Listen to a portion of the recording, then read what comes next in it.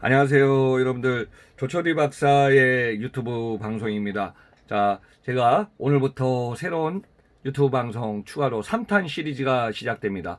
자, 조철이의 유튜브 방송 1탄은요, 매주 월요일 날 방송된 조철이 박사의 통통통, 유통, 물류통, 소비앤드 글로벌 통이 매주 월요일 날 진행됩니다. 지금까지 한 70회 이상을 좀 진행한 것 같습니다. 계속 월요일 날 진행하니까 좀 여러분들 잘 봐주시기 부탁드리고요. 또 2탄은요, 8월부터 시작된 매주 화요일 날부터 금요일까지 화수목금이죠.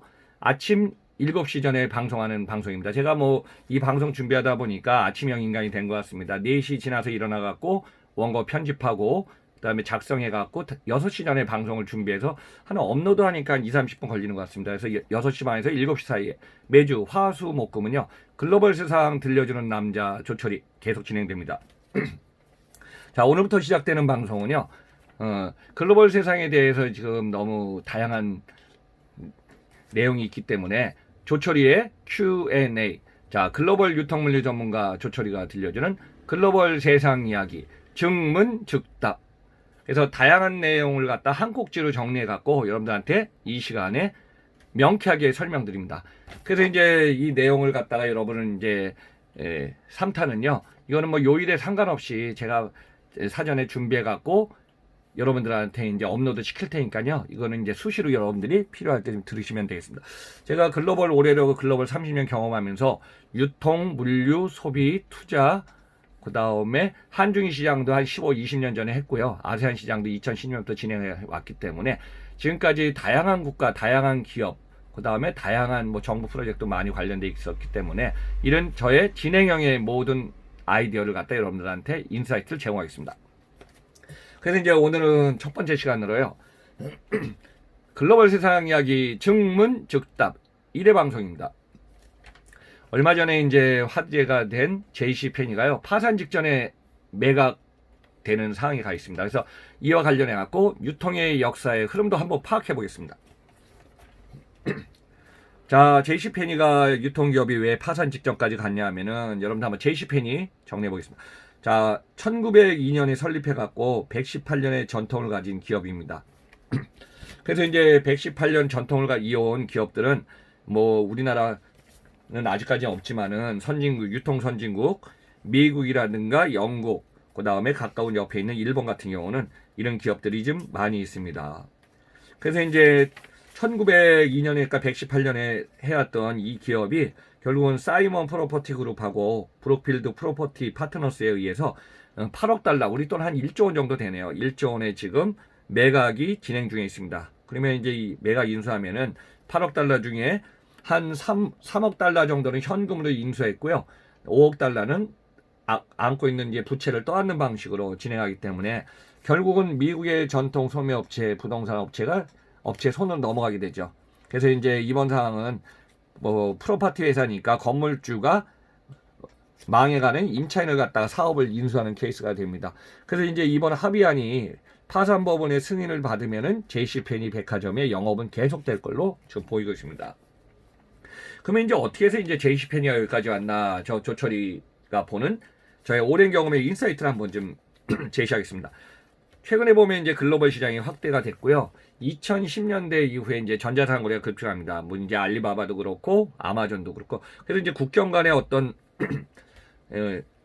거래라든가 우리가 이제 국경 간에 원하는 쇼핑 같은 것이 확대되다 보니까 최근에는 동업종, 이업종 간의 경쟁하는 벽이 사라졌습니다. 그래서 이제 과거에는 동업종 간의 경쟁, 이업종이었는데 요즘은 동업종, 이업종 간의 융합이 있고 다양한 국내 국외의 어떤 융합이나 네트워크나 확산형 이런 비즈니스가 계속 되다 보니까 여기에 또 추가적으로 이제 온라인과 오프라인이 계속 융합합니다. 여러분들 뭐 오토라든가 오호호 다양한 얘기 나오지 않습니까? 그래서 이제 시장은 보면은 중요한 건 누구냐? 소비자, 고객을 타겟으로 해서 결정해야 되기 때문에 앞으로 유통기업이 되든 물류가 되든 제조업이 되든 전자상거래 기업이 되더라도 고객이 찾지 않는 상품은 안 팔리고 고객이 찾지 않는 기업은 매출이 발생하지 않고 고객이 찾지 않는 물류기업은 물류를 하지만은 다양한 물류를 해도 뭐예요? 수주가 있고 거기에서 혁신이 있어야 되기 때문에 항상 보면은 온디맨드 시대에 중요한 건 누구다? 고객의 마인드, 고객이 원하는 걸 갖다가 고객 앞에 갖다 주는 게 너무 중요합니다.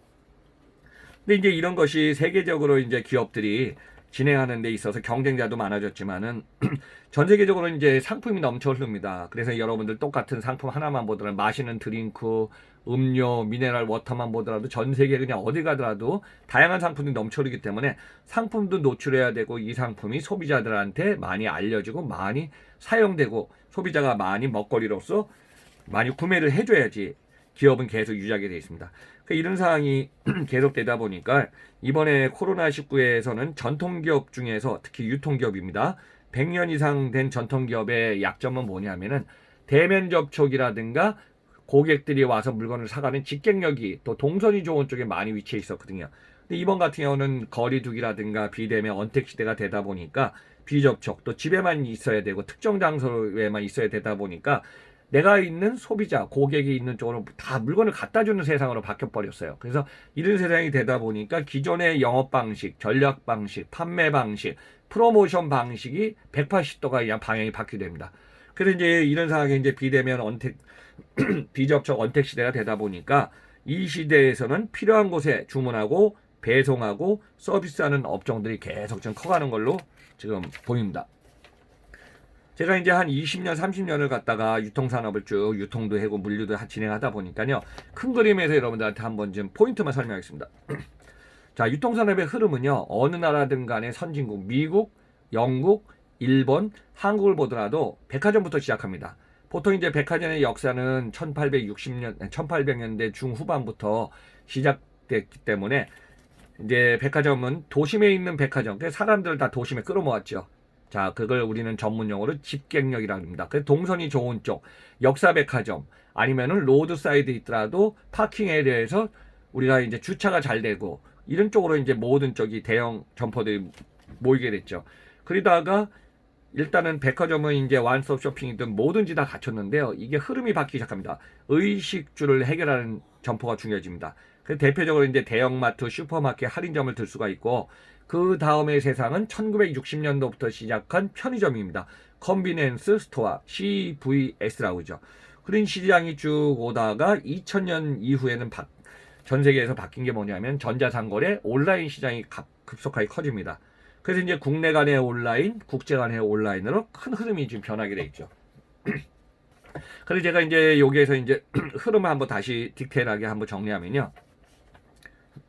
선진 유통 같은 경우는 제가 설명했지만 미국, 영국, 일본, 한국은 이제 쫓아가고 있고요. 자, 미국 같은 경우는 조금 전에 설명한 JCPenney가 파산 직전까지 갔지만은 118년의 전통이 있는 기업들도 보면은 변화와 혁신, 소비자의 흐름을 갖다 빨리 읽지 못하면 이런 상황이 옵니다. 자, 대표적으로 이제 미국은 1860년대 JCPenney 포함해서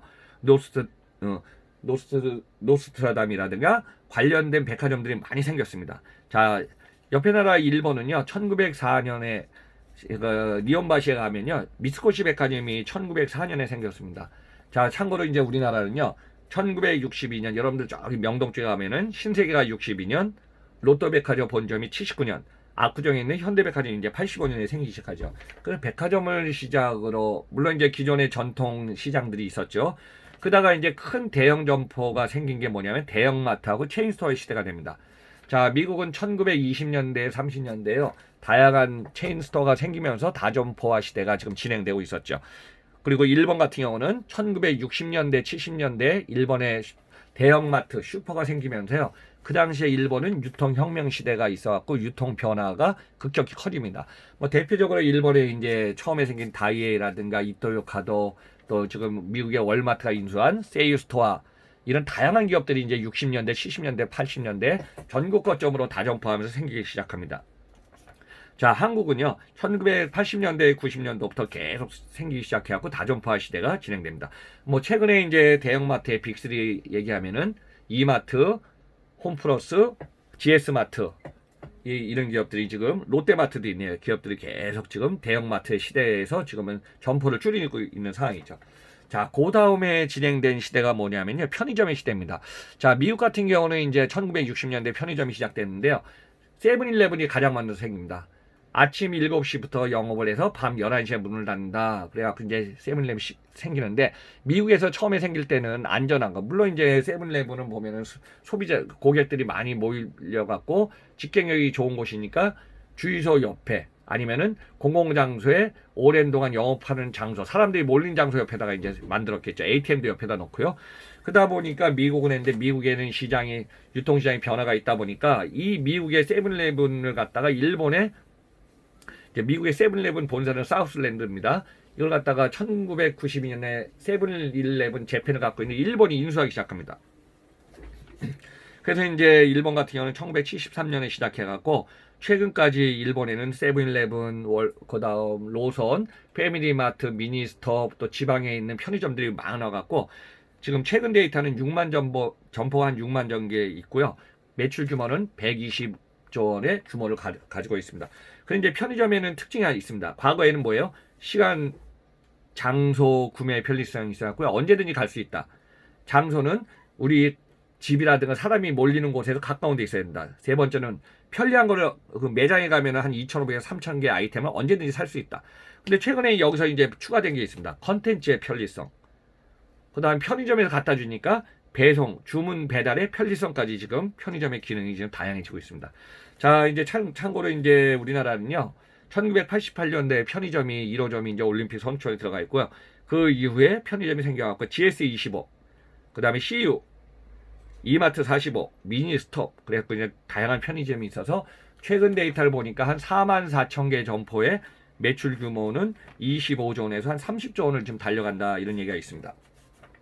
그 다음에 생긴 게 뭐냐면요, 멤버십 홀세일 클럽입니다. 여러분들 우리나라 이제 저기 어디에요? 양재동에 보면은 코스트코 있지 않습니까? 뭐 연간 뭐 35달러 아니면은 38달러. 우리나라는 35,000원, 뭐 38,000원 연회비 내면은 거기에 맞춰서 매장에 가서 물건을 갖다가 이제 구매할 수 있는 이 장소가 멤버십 홀세일 클럽입니다. 과거에는 이제 프라이스 클럽이라고 있었습니다. 제가 기억하기로도. 근데 프라이스 클럽을 저기 코스트코가 인수해갖고 결국은 멤버십 홀세일 클럽에서는 가장 큰 게 즉 코스트코입니다. 여러분들 참고로 이제 전 세계 코스트코로 매장이 많은데요.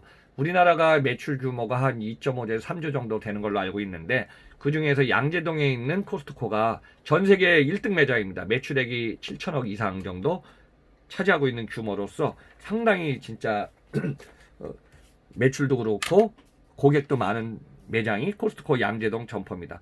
그러다가 이제 1995년에 인터넷이 시작되면서 WWW 세대하면 글로벌에 이제 2000년도라고 전자상거래가 급증하면서 온라인이 커져갑니다. 여러분들 말하자면 이커머스 시장이 왔죠. 그래서 이커머스 시장에 관련돼 갖고 여러분들 대표적으로 1994년에 생긴 아마존이 그때부터 책하고 CD 출판 서적을 하면서 카테고리를 확산시키면서 또 제프 베조스가 계속 매출 한 5년 동안은 러닝코스트 많이 넣었죠. 그 다음에 이익이 나오면 뭐 영업이익이 나오면 뭐예요? 재투자해서 인프라를 투자했죠. 그래서 이제 거기에서 나온 게 아마존에 시작된 게 그 당시 2000년대 중반에 풀필멘트, 그 다음 배송을 빨리 해준다 그래서 라스트 마일이 시작되기 시작합니다. 그리고 일본 같은 경우도 이제 락덴이라든가 야후 재팬, 그리고 2000년대에 진입한 일본 시장을 진출한 아마존 재팬. 그래서 지금 일본 시장 내에서는 아마존 재팬의 매출이 한 지금 13조 원 정도 차지하거든요. 13에서 15조 원 정도이기 때문에 시장이 가장 큰 시장으로 지금 변화하고 있습니다. 그러면 한국 같은 경우는 2010년 전후에 갖고 전자상거래가 급증하면서 계속 시장이 크기 때문에 대표적으로 여러분들 우리가 보면은 지금 쿠팡에 지금 이번에 코로나 영향도 있지 않은 쿠팡 같은 경우는 이제 뭐 10조 원이 넘는다 할 정도로 쿠팡이 들어오고 신세계가 들어오고 그 다음에 마켓컬리가 들어오고 다양한 기업들이 지금 후레쉬 배송을 통해서 아니면은 콜드체인 시대에 계속 지금 온라인 쇼핑 시장으로 뛰어들고 있습니다. 그래서 이제 앞으로는 대세가 뭐냐면은 오프라인은 줄어들고 온라인은 국내에서 해외로, 이번에 이제 코로나 시대에 있어서 해외에서 들어오는 물량도 지금 계속 지금 점차 늘어나고 있습니다. 처음에는 지금 우리가 이제 해외로 못 가지만은 해외에서 들어오는 물량은 항공화물 또 아니면은 대형 선사를 통해 갖고 컨테이너를 통해서 계속 들어오기 때문에 이와 같이 글로벌 시장에서는 변화가 있기 때문에 결국은 최종 고객, 소비자나 고객이 선택하지 않는 유통기업, 선택하지 않는 제조기업, 선택하지 않는 기업들은 앞으로 생존하기가 어려울 걸로 지금 보고 있습니다. 그래서 이제 이와 같이 JC페니는 파산 직전에 그래도 구제금융, 그래서 경영 통합이 돼갖고 새로운 역사의 뒤안길에 가지 않고 다시 시작할 걸로 보고 있습니다. 자, 오늘은요 증문즉답 이래로 JCPenney 파산 직전에 매각되었고 유통 역사의 흐름, 미국 관련해서 일본 한국에 대해서 한번 좀 정리해봤습니다. 여러분들 앞으로 글로벌 세상 증문즉답 계속 진행하니까요 많은 시청 부탁드립니다. 이제 이 방송은 또 들어야 되니까 시청 아니면은 청취를 부탁드리면서 조철이의 다양한 컨텐츠와 인사이트는 계속 진행됩니다. 오늘 마지막에 혹시 구독 안 누르신 분은 구독을 누르시면은 더 좋은 컨텐츠로 보답하겠습니다. 감사합니다.